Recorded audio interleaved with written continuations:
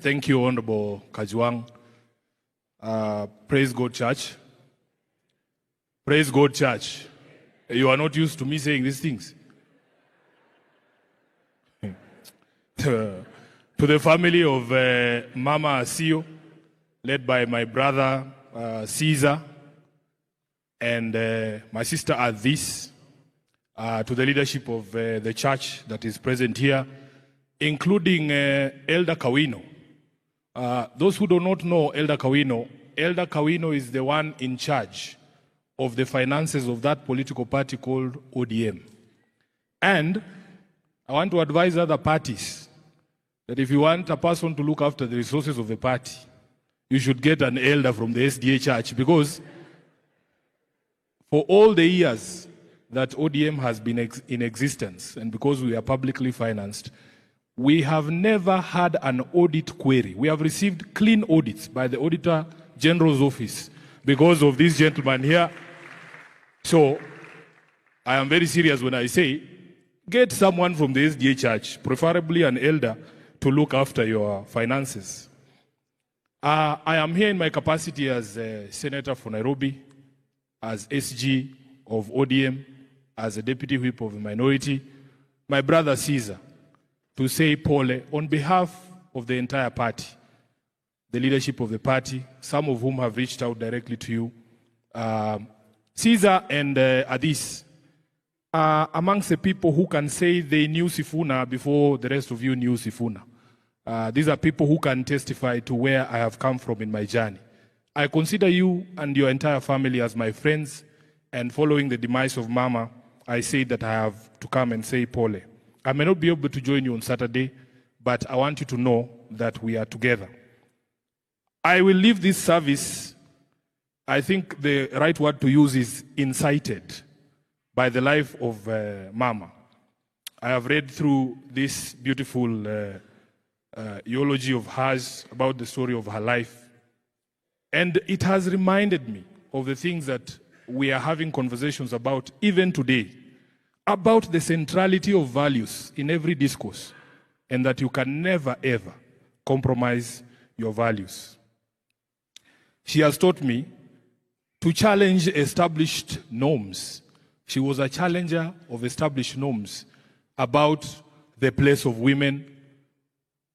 If you go to page 2 here, and the Senator for Homa Bay has alluded to it, that in fact during her time, women were not allowed to study math and English.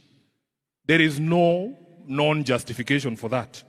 But she challenged these established norms about the place of women, about the place of the youth.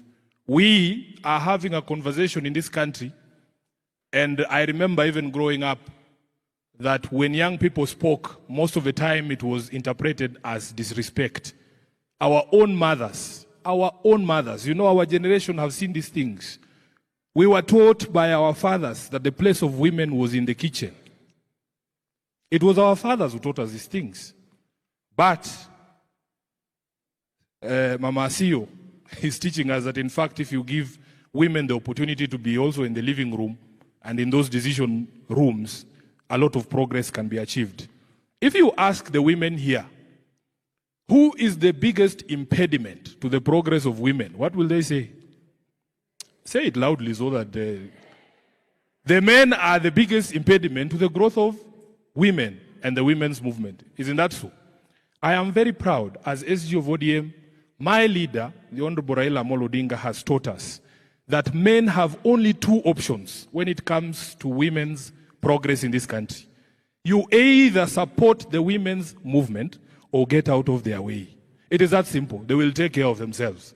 So, if you look at all these beautiful women seated here, and powerful women seated here, we have taken deliberate action as a party. Millie Odhiambo, you can bear me witness that all of you in the 2022 elections were handed direct tickets. And I remember men who used to come to my office saying, oh, Sifuna, I want to run in Suba North. I'm like, but bro, you are a man. There is no way the party is subjecting Millie Odhiambo to primaries against a man. If you want to run in Mbita, in her constituency, can you please be of the same gender so that we can subject you?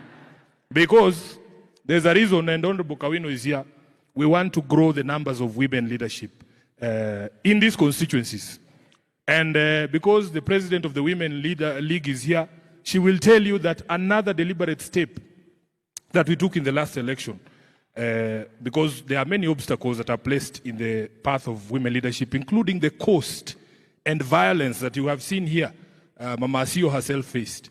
We took the deliberate action to make sure that we will find money to pay for the nomination fees and the party life membership certificate for every woman who was running in a single constituency.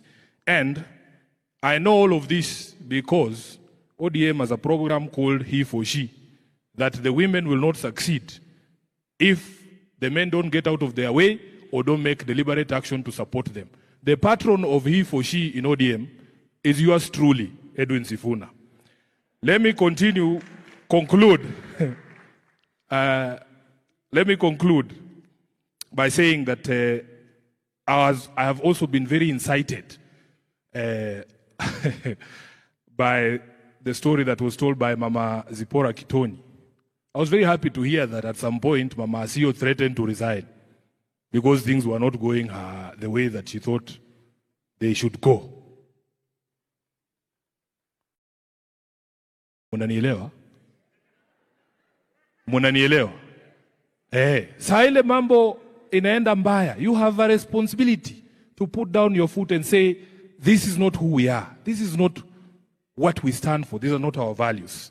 I have been extremely motivated, Caesar, by the story of your late mother. And I was struggling here to find words of my own to describe the times that we live in. But I found a very powerful quote, a very powerful quote on the very first page of this eulogy. And with your permission, Caesar, I want to steal your mom's words and make them my own. That I believe that my future is now and that I am doing what I would have done in any lifetime.